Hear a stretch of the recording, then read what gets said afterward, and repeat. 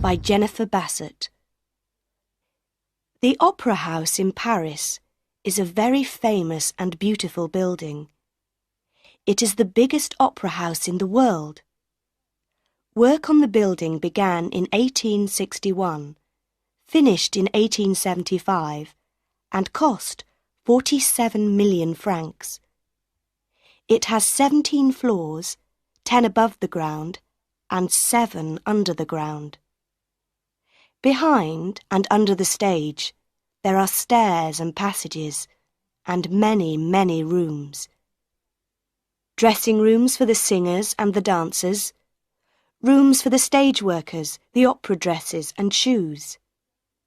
There are more than 2,500 doors in the building. You can walk for hours and never see daylight under the Paris Opera House. And the Opera House has a ghost, a phantom, a man in black clothes. He is a body without a head, or a head without a body. He has a yellow face. He has no nose. He has black holes for eyes. This is the true story of the Phantom of the Opera. It begins one day in 1880 in the dancers' dressing room.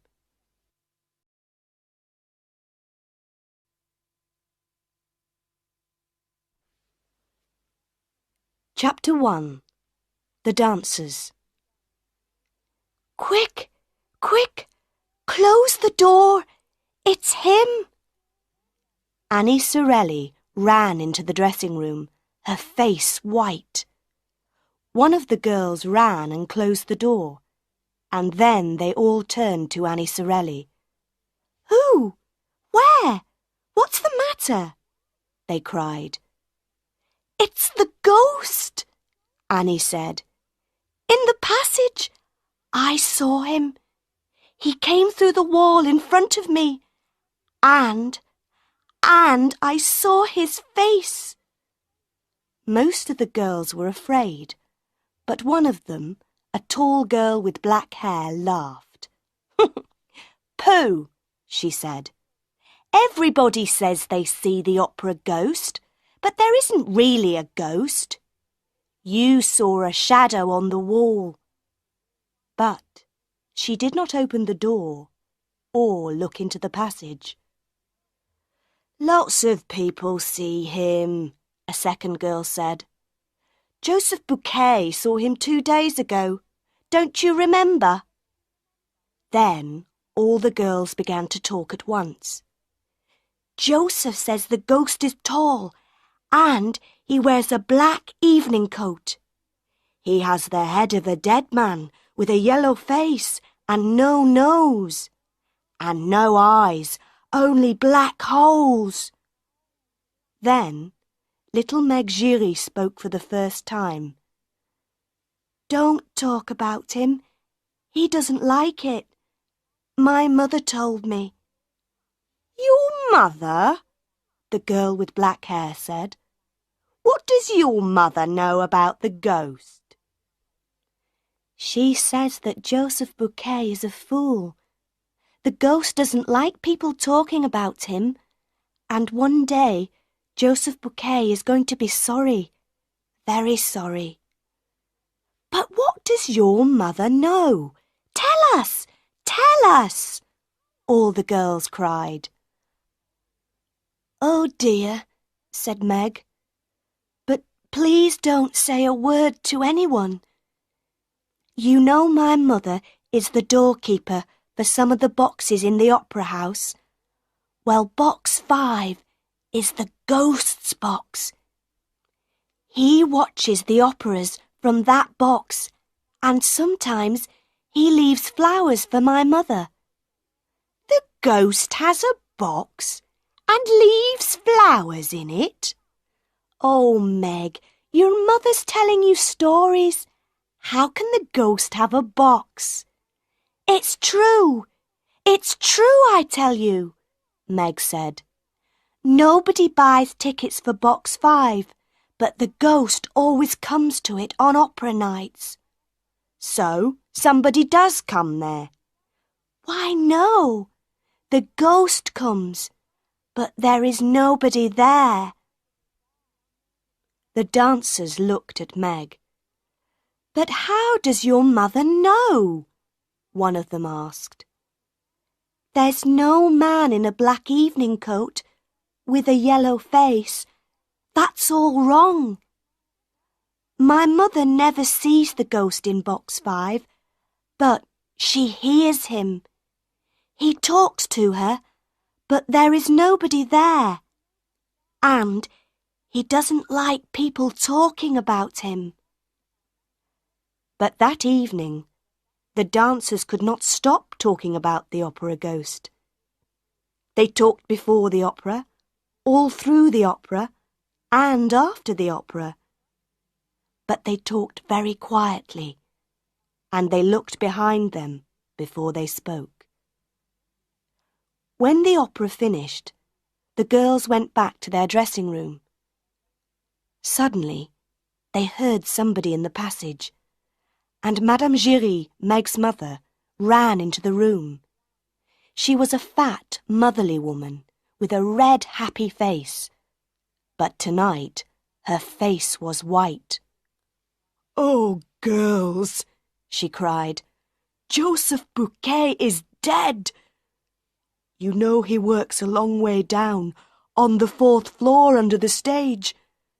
The other stage workers found his dead body there an hour ago, with a rope around his neck." "It's the ghost!" cried Meg Giry. "The ghost killed him!"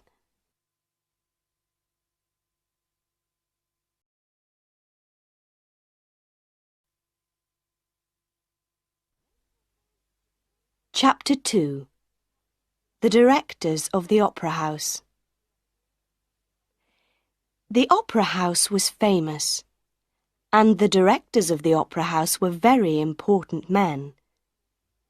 It was the first week of work for the 2 new directors, Monsieur Armand Moncharmin and Monsieur Firmin Richard. In the director's office the next day, the 2 men talked about Joseph Buquet. "It was an accident," Monsieur Armand said angrily, "or Buquet killed himself." "An accident? Killed himself?" Monsieur Firmin said. "Which story do you want, my friend? Or do you want the story of the ghost?" "Don't talk to me about ghosts," Monsieur Armand said. "We have 1,500 people working for us in this opera house, and everybody is talking about the ghost. They are all mad. I don't want to hear about the ghost, okay?" Monsieur Firmin looked at a letter on the table next to him. "And what are we going to do about this letter, Armand?" "Do?" cried Monsieur Armand. "Why, do nothing, of course. What can we do?" The 2 men read the letter again. It wasn't very long. To the new directors. Because you are new in the opera house, I am writing to tell you some important things. Never sell tickets for box 5. That is my box for every opera night. Madame Giry, the doorkeeper, knows all about it. Also, I need money for my work in the opera house. I am not expensive, and I am happy to take only 20,000 francs a month. That is all. But please remember, I can be a good friend, but a bad enemy. O.G. Don't sell tickets for box 5. 20,000 francs a month. Monsieur Armand was very angry again. That's the best box in the opera house, and we need the money, Firmin.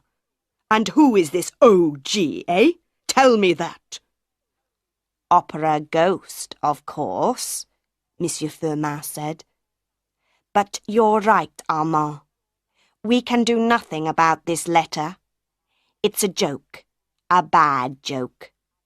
Somebody thinks we are fools because we are new here. There are no ghosts in the opera house. The two men then talked about the opera for that night.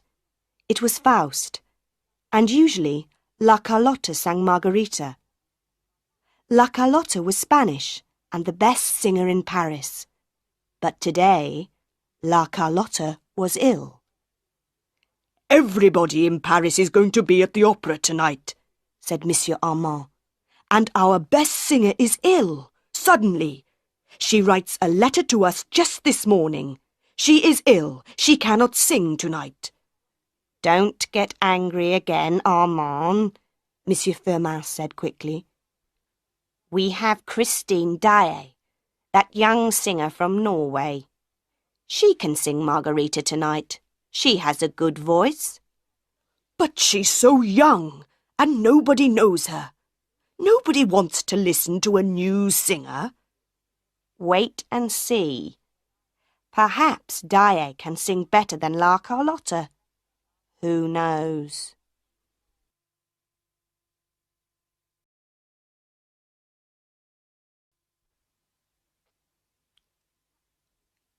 Chapter 3. Christine Daae. Monsieur Firmin was right. All Paris talked about the new Margarita in Faust, the girl with the beautiful voice, the girl with the voice of an angel. People loved her. They laughed and cried and called for more. Daae was wonderful, the best singer in the world. Behind the stage, Meg Giry looked at Annie Sorelli. "Christine Daae never sang like that before," she said to Annie. "Why was she so good tonight?" "Perhaps she's got a new music teacher," Annie said. The noise in the opera house went on for a long time. In box 14, Philippe, the Comte de Chagny, turned to his younger brother and smiled. "Well, Raoul, what did you think of Daae tonight?" Raoul, the Vicomte de Chagny, was 21 years old. He had blue eyes and black hair, and a wonderful smile. The Chagny family was old and rich, and many girls in Paris were in love with the young Vicomte. But Raoul was not interested in them. He smiled back at his brother. "What can I say? Christine is an angel, that's all. I'm going to her dressing room to see her tonight." Philippe laughed. He was 20 years older than Raoul and was more like a father than a brother. "Ah, I understand," he said. "You are in love. But this is your first night in Paris, your first visit to the opera. How do you know Christine Daae?" "You remember 4 years ago, when I was on holiday by the sea in Brittany?" Raoul said. "Well, I met Christine there. I was in love with her then, and I'm still in love with her today." The Comte de Chagny looked at his brother. I see," he said slowly. "Well, Raoul, remember she is only an opera singer. We know nothing about her family." But Raoul did not listen. To him, good families were not important, and young men never listened to their older brothers.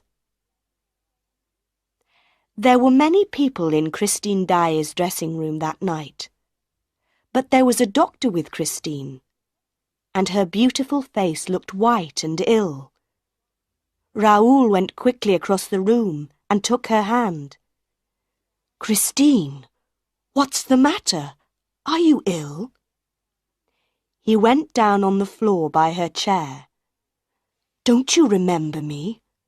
Raoul de Chagny, in Brittany." Christine looked at him, and her blue eyes were afraid. She took her hand away. "No, I don't know you. Please go away. I'm not well. Raoul stood up, his face red. Before he could speak, the doctor said quickly, Yes, please go away. Everybody, please leave the room. Mademoiselle Daae needs to be quiet. She is very tired. He moved to the door, and soon everybody left the room. Christine Daae was alone in her dressing room.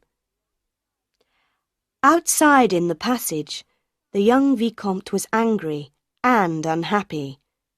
How could Christine forget him? How could she say that to him? He waited for some minutes.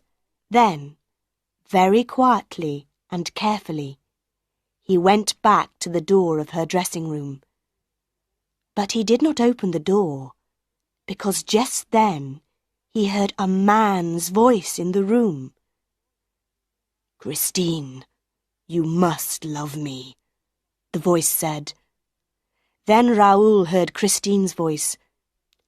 How can you talk like that, when I sing only for you? Tonight I gave everything to you, everything. And now I'm so tired. Her voice was unhappy and afraid. You sang like an angel, the man's voice said. Raoul walked away. So, that was the answer. Christine Daae had a lover. But why was her voice so unhappy? He waited in the shadows near her room. He wanted to see her lover, his enemy.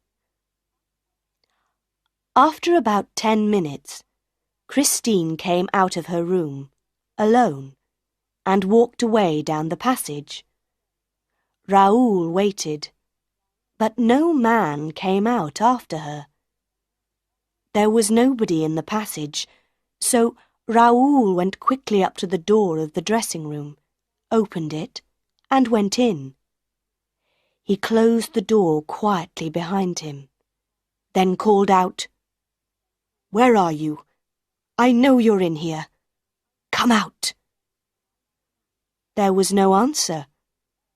Raoul looked everywhere, under the chairs, behind all the clothes, in all the dark corners of the room. There was nobody there.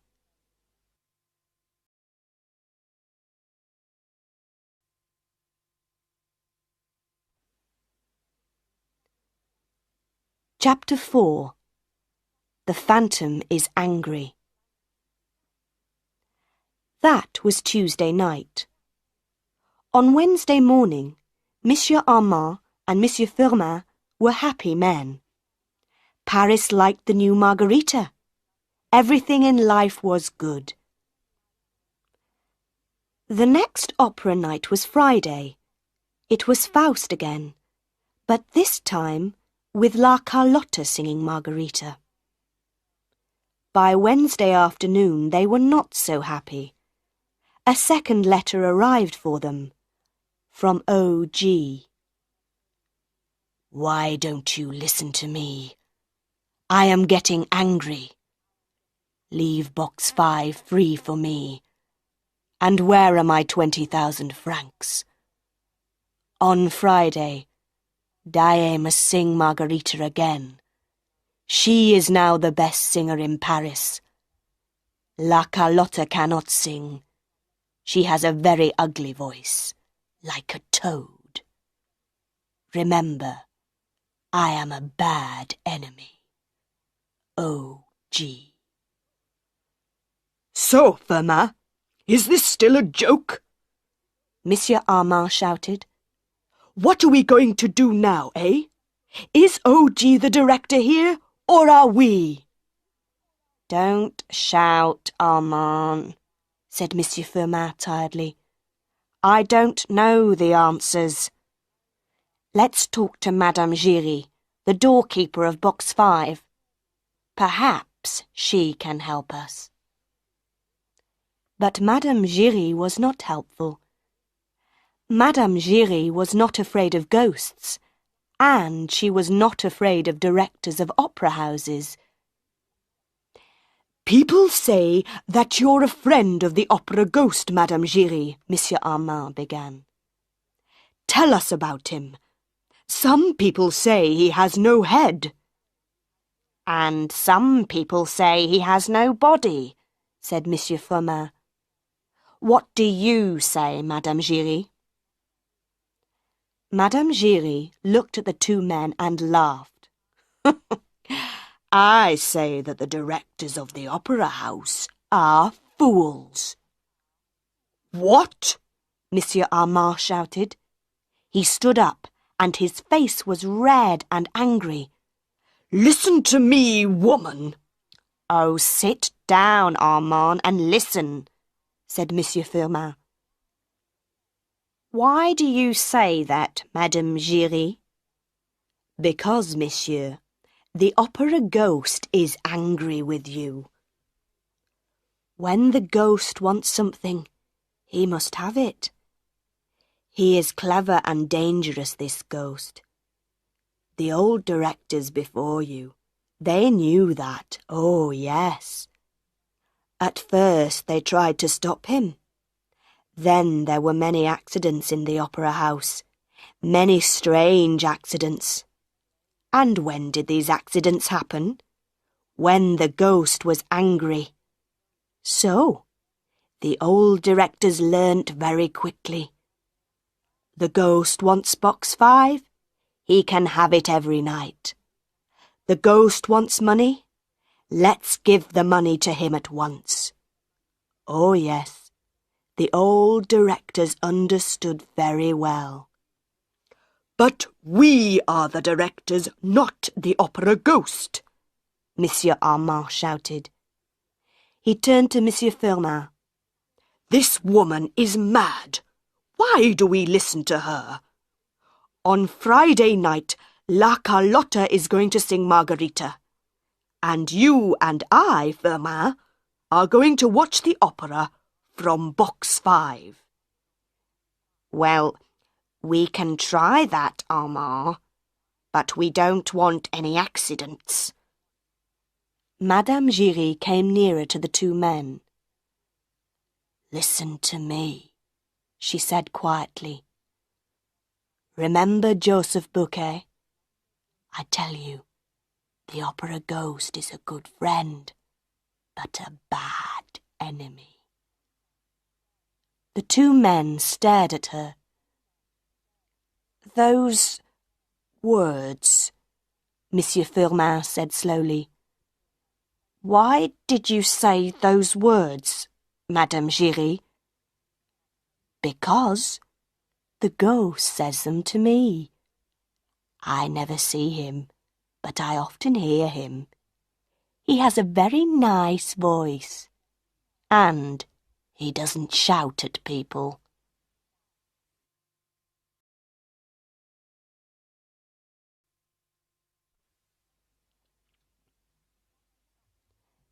Chapter 5. A Letter for Raoul. That Wednesday, a letter also arrived for the young Vicomte de Chagny. He opened the letter, saw the name at the bottom, and smiled for the first time that day. "Dear Raoul, of course I remember you. How could I forget you? Meet me on Thursday at 3 o'clock in the Tuileries Gardens. Don't be angry with me, Raoul, please. Christine Daae." Raoul put the letter carefully into his pocket. Angry? How could he be angry with an angel? On Thursday, he was in the Tuileries Gardens by 2 o'clock. At 3:10, he began to feel unhappy. At 3:30, he wanted to die, or to kill somebody. And then she came. She ran through the gardens to him, and in a second she was in his arms. "Oh, Christine," he said again and again. Oh, Christine! They walked through the gardens together and talked for a long time. They remembered their happy weeks in Brittany 4 years ago. But why did you go away, Christine? Raoul asked. Why didn't you write to me? For a minute or two, Christine said nothing. Then she said slowly, We were so young, you and I. I was just a poor singer from Norway, and you were the Vicomte de Chagny. I knew I could never be your wife. But I love you, Christine. No, shh. Listen to me, Raoul, please. I went home to Norway, and a year later, my father died. I was very unhappy. But I came back to France, to Paris. I worked and worked at my singing, because I wanted to be an opera singer. Not just a good singer, but the best opera singer in Paris. And now you are, Raoul said. He smiled. All Paris is at your feet. Christine turned her face away and said nothing. Christine, Raoul said quietly, I want to ask you a question. Who was the man in your dressing room on Tuesday night? Tell me, please. Christine stopped and stared at him. Her face went white. What man? She whispered. There was no man in my dressing room on Tuesday night. Raoul put his hand on her arm. I heard him, he said. I listened outside the door and heard a man's voice. Who was he? Don't ask me, Raoul. There was a man's voice, yes, but there was no man in my room. It's true. Oh, Raoul, I'm so afraid. Sometimes I want to die. Who is he? Tell me, Christine, please. I'm your friend. I can help you. Tell me his name. I cannot tell you his name. It's a secret, whispered Christine. I never see him. I only hear his voice. But he is everywhere. He sees everything, hears everything. That's why I didn't speak to you on Tuesday night. He is my music teacher, Raoul. He's a wonderful singer. I sang so well on Tuesday night because of him. I am famous because of him. He is my angel of music. And he says he loves me. How can I leave him?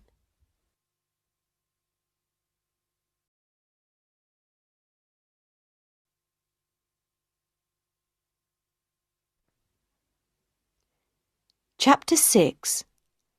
La Carlotta sings Margarita. On Friday morning, La Carlotta had her breakfast in bed.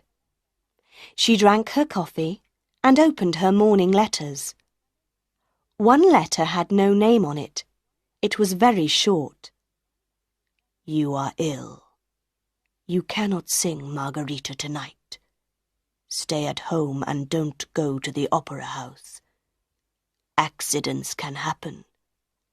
Do you want to lose your voice? Forever. La Carlotta was very, very angry. She got out of bed at once and did not finish her breakfast. This is from Christine Daae's friends, she thought. They want her to sing again tonight. That Daae girl is going to be sorry for this. I, La Carlotta, I am the best opera singer in Paris. And nothing is going to stop me singing Margarita tonight. At 6 o'clock that evening, the dancers were in their dressing room. They talked and laughed and put on their red and black dresses for Faust. But Meg Giry was very quiet. "What's the matter, Meg?" Annie Sorelli asked. "It's the opera ghost," Meg said. "My mother says he's angry. She's afraid that something's going to happen tonight." "Oh, pooh," the girl with black hair said. "Who's afraid of an old ghost?" An hour later, Monsieur Armand and Monsieur Firmin went into box 5 and sat down. They were not afraid of ghosts. Of course not. There were no ghosts in the opera house. Then Monsieur Armand saw some flowers on the floor by the door of the box. "Firmin," he whispered, "did you put those flowers there?" Monsieur Firmin looked. "No, I didn't," he whispered back. "Did you?" "Of course not, you fool! Shh! The music's beginning." La Carlotta did not sing for the first hour. There were no strange voices in box 5, and the two directors began to feel happier. Then La Carlotta came out onto the stage, and Monsieur Firmin looked at Monsieur Armand. "Did you hear a voice just then?" he asked quietly. "No," Monsieur Armand said, but he looked behind him twice, then 3 times, and suddenly felt cold. La Carlotta sang and sang, and nothing happened. Then she began a beautiful love song. "My love begins to quack." Everybody stared. What was the matter with Carlotta's voice? What was that strange noise? Quack! Carlotta stopped and began the song again. "My love begins to quack. I cannot forget my quack." It was the noise of a toad. People began to talk and laugh. Monsieur Firmin put his head in his hands. Then he felt Monsieur Armand's hand on his arm. There was a voice in the box with them. A man's voice, laughing. Poor Carlotta tried again and again. "I cannot forget my quack." Then the two directors heard the voice again. Behind them, in front of them, everywhere. "Her singing tonight is going to bring down the chandelier." The two directors looked up at the top of the opera house. Their faces were white. The famous chandelier, with its 1,000 lights, broke away from its ropes and crashed down onto the people below. That was a terrible night for the Paris Opera House. 1 woman was killed by the chandelier, and many people were hurt. The opera house closed for 2 weeks, and La Carlotta never sang again.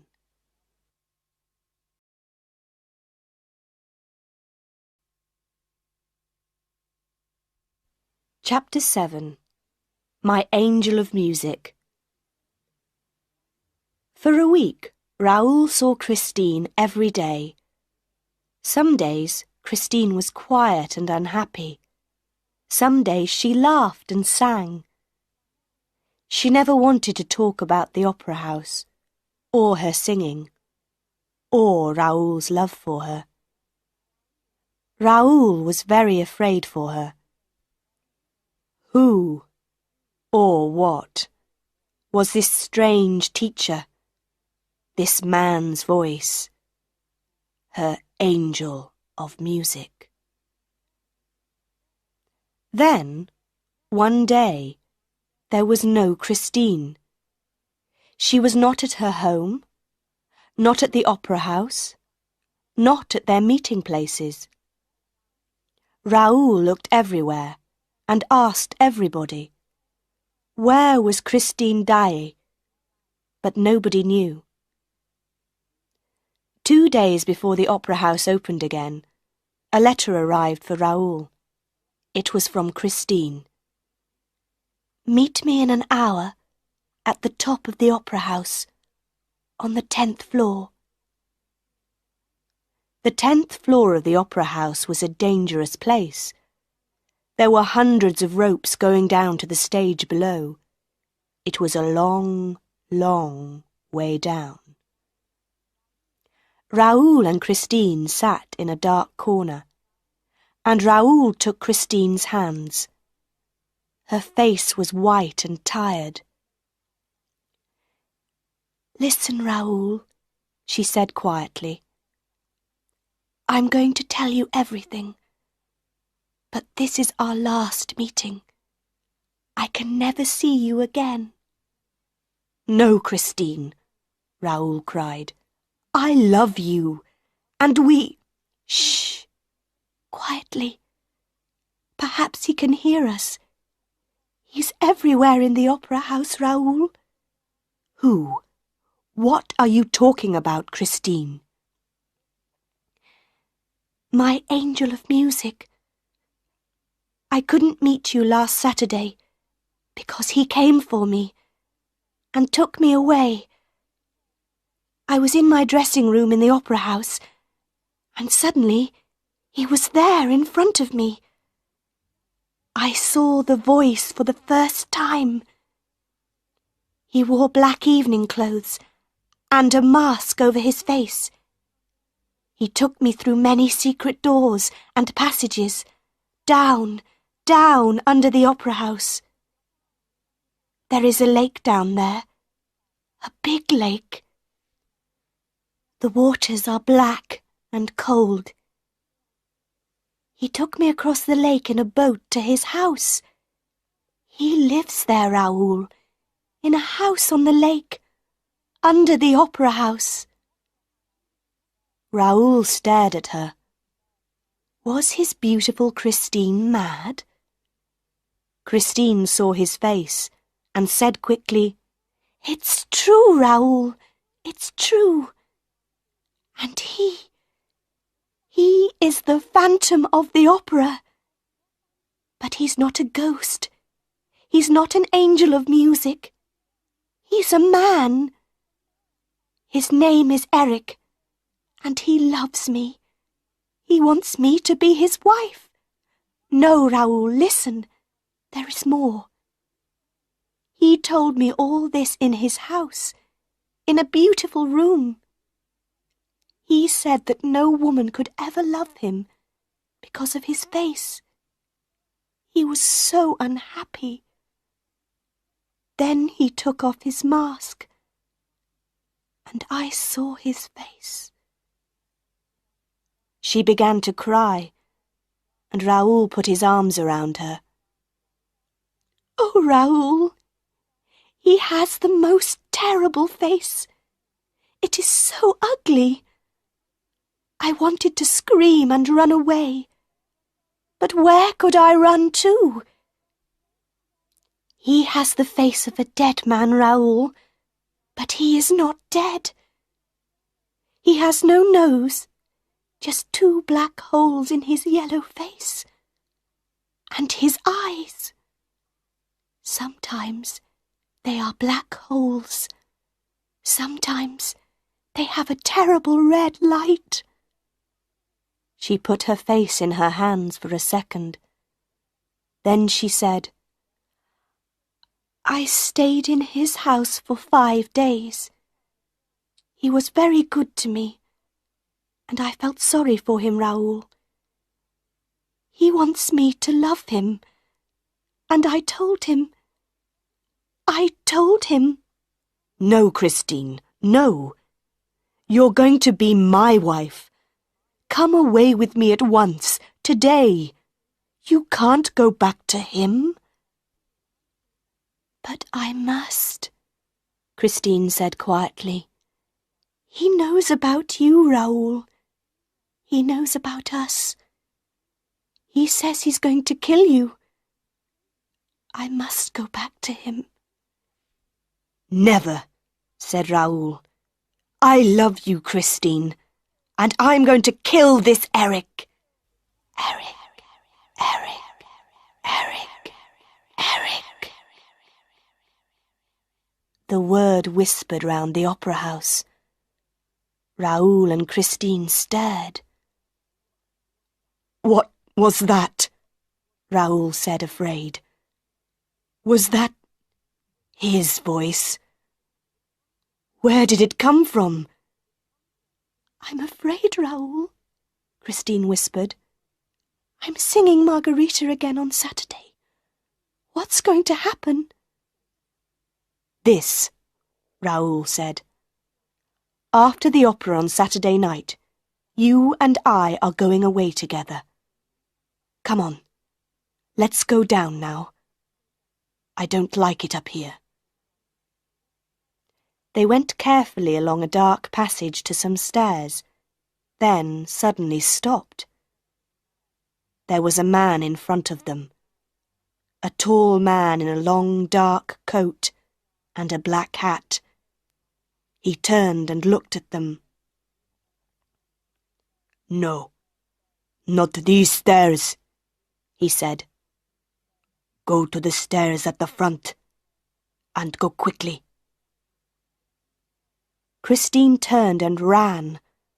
Raoul ran after her. Who was that man? He asked. It's the Persian, Christine answered. But who is he? What's his name? Why did he tell us to go to the front stairs? Nobody knows his name. He's just the Persian. He's always in the opera house. I think he knows about Eric, but he never talks about him. Perhaps he saw Eric on those stairs and wanted to help us. Hand in hand, they ran quickly down the stairs, through passages, then more stairs and more passages. At one of the little back doors to the opera house, they stopped. On Saturday night, then, after the opera, Raoul said, I'm going to take you away and marry you. Christine looked up into his face. Yes, Raoul. Then they kissed, there by the door of the opera house. Their first kiss.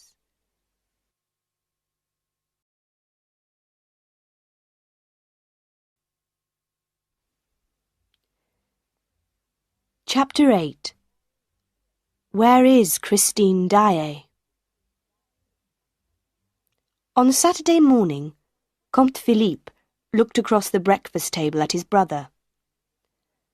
Don't do it, Raoul, please. All this talk about ghosts and phantoms. I think the girl is mad. She's not mad, and I'm going to marry her, Raoul said. She's only a little opera singer, Philippe said unhappily. And she's very young. Are you still going to love her in 10 or 20 years' time? Raoul drank his coffee and did not answer. There were 2 more unhappy faces in the opera house, too. The directors now understood about O.G. They didn't want any more accidents. Box 5 is free tonight for O.G. Daae is singing Margarita, and here is 20,000 francs. Madame Giry can leave the money in box 5 for him. Is that everything? Monsieur Armand asked Monsieur Firmin. It's a lot of money, Monsieur Firmin said unhappily. He thought for a minute. What about some flowers in box 5? Madame Giry says that O.G. likes flowers. O.G. can bring his own flowers, shouted Monsieur Armand. The evening began well. The chandelier was now back in place with new ropes. All Paris was in the opera house. Everybody wanted to hear Christine Daae's voice again. People also knew about the love story between Christine Daae and the Vicomte de Chauny. There are no love secrets in Paris. People watched the Comte and the Vicomte in box 14 with interest. Young men from families like de Chauny do not marry opera singers. When Christine came onto the stage, her face was white and she looked afraid. But she sang like an angel. Ah, what a voice! All Paris was in love with Christine Daae. She began to sing the famous love song. Suddenly, every light in the opera house went out. For a second, nobody moved or spoke. Then a woman screamed, and all the lights came on again. But Christine Daae was no longer on the stage. She was not behind the stage. She was not under the stage. Nobody could find her. The opera house went mad.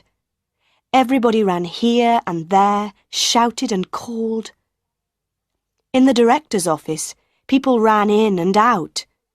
The police came and asked questions, but nobody could answer the questions. Monsieur Armand got angry and shouted, and Monsieur Firmin told him to be quiet.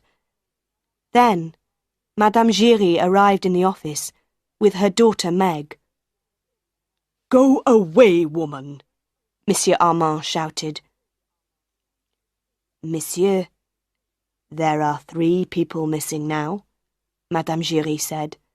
"Meg, tell the directors your story." This was Meg's story. When the lights went out, we were just behind the stage. We heard a scream. I think it was Christine Daae's voice. Then the lights came back on, but Christine wasn't there. We were very afraid, and we began to run back to our dressing room. There were people running everywhere. Then we saw the Vicomte de Chauny. His face was red and he was very angry. "Where's Christine? Where's Christine?" he shouted. Suddenly, the Persian came up behind him and took his arm. He said something to the Vicomte, and they went into Christine Daae's dressing room. "Yes, and then?" Monsieur Firmin said quickly. "What happened next?" "Nobody knows." Meg's face was white. "We looked into Christine Daae's dressing room, but there was nobody there."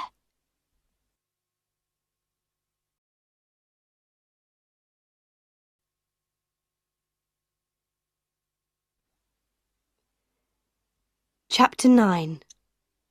The House on the Lake. When the lights came on, Raoul ran. He ran downstairs and along passages, through the opera house to the back of the stage. In the passage outside Christine's dressing room, a hand took his arm. "What's the matter, my young friend? Where are you running to so quickly?"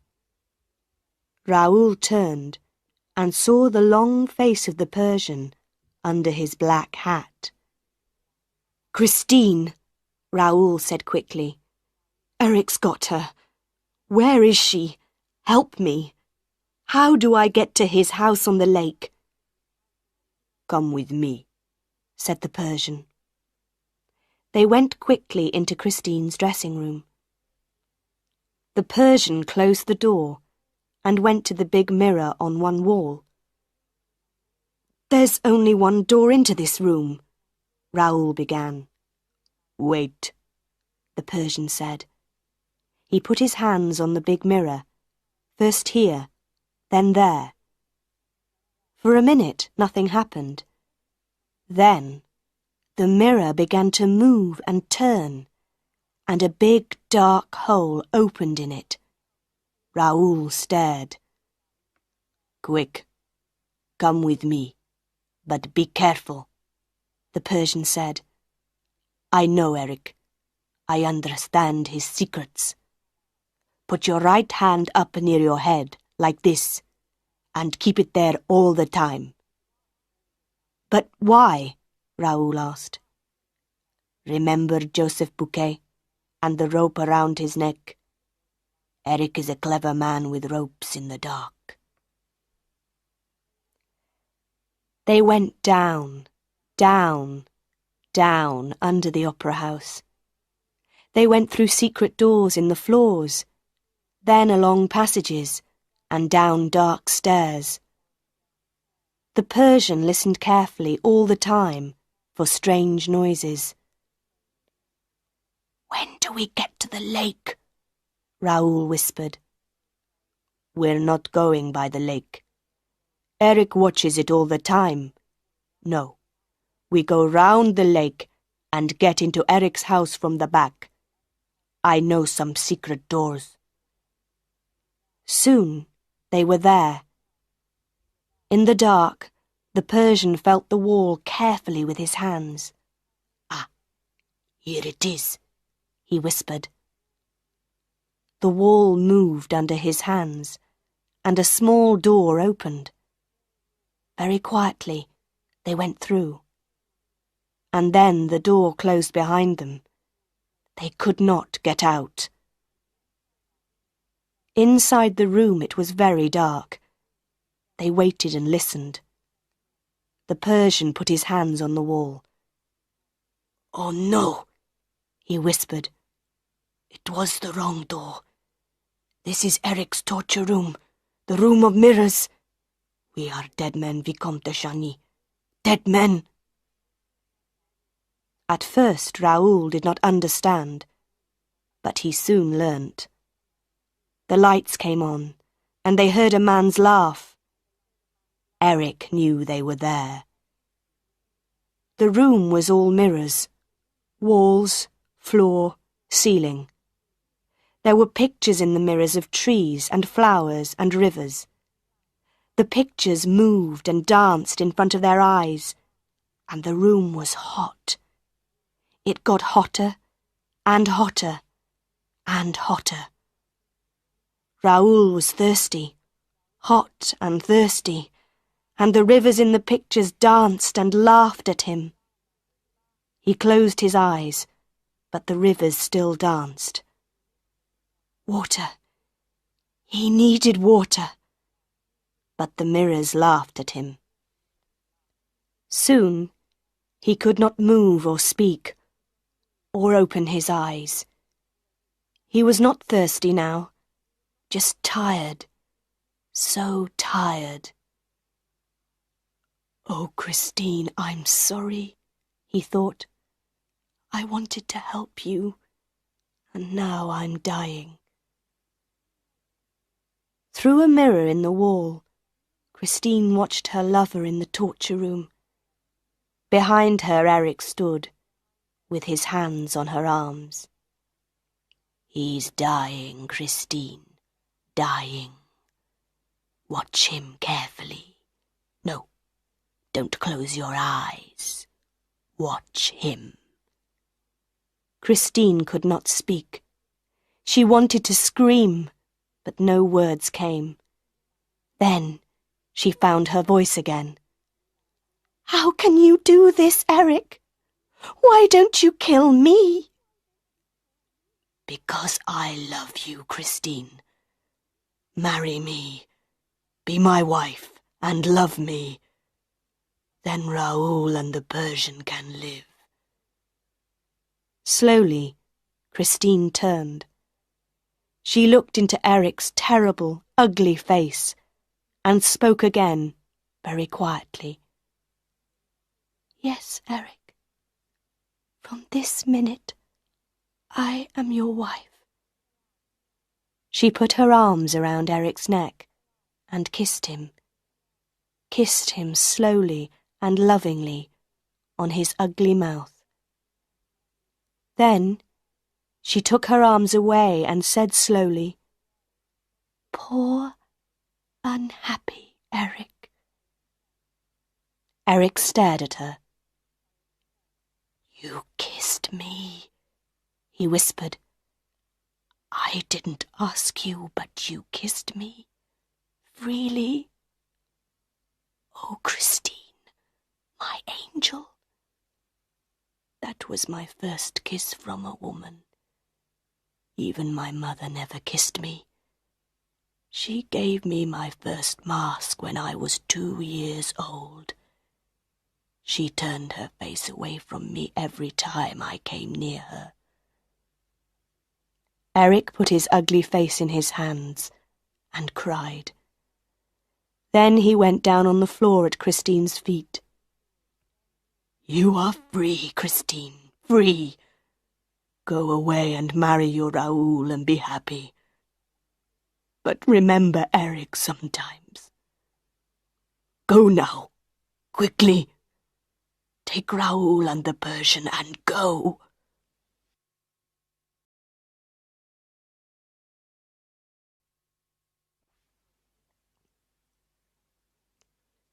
Chapter 10. Madame Giry visits the Persian. For weeks, all Paris talked about that night at the opera. Everybody asked questions, but nobody knew the answers. Where was Christine Daae? Where was the Vicomte de Chagny? Were they alive or dead? And the Phantom of the Opera? Some weeks after that famous night, Madame Giry went out one afternoon to a small house near the Rivoli Gardens. She went in and up the stairs to some rooms at the top of the house. The Persian opened the door. Madame Giry looked at him. "My friend, you know the answers. Please tell me, are they alive or dead?" "Come in," the Persian said quietly. They sat down on some chairs by the window and looked out across the Rivoli Gardens. "Yes," the Persian said slowly. "The Phantom is dead now. He did not want to live any longer. I saw his body 3 days ago, and because of that, I can talk to you about him. He cannot kill me now." "So, the Phantom was really a man?" Madame Giry asked. "Yes, his name was Eric. That was not his real name, of course. He was born in France, but I knew him in Persia. He was a famous builder, and I worked with him there. For a time, I was his friend, but not for long. When he came to Paris, I came after him. I wanted to watch him. He was a very clever, very dangerous man. He could be in 2 or 3 places at the same time. He could be in one place, and his voice could come from another place. He could do many clever things with ropes, and mirrors, and secret doors. You see, he helped to build the opera house. He built secret passages underground, and his secret house on the lake. He could not live in the outside world because of his terrible, ugly face. Unhappy Eric. We can feel sorry for him, Madame Giry. He was so clever, and so ugly. People screamed when they saw his face. And so he lived this strange life, half man, half phantom. But he was a man in the end. He wanted a woman's love." He stopped And Madame Giry asked quietly, "And Christine Daae and Vicomte Raoul? What happened to them?" The Persian smiled. "Ah, yes. What happened to young Raoul and the beautiful Christine? Who knows?" Nobody in Paris ever saw Raoul and Christine again. Perhaps they took a train to the north and lived a quiet, happy life together there. Perhaps Christine's wonderful voice is still singing somewhere in the cold and beautiful mountains of Norway. Who knows?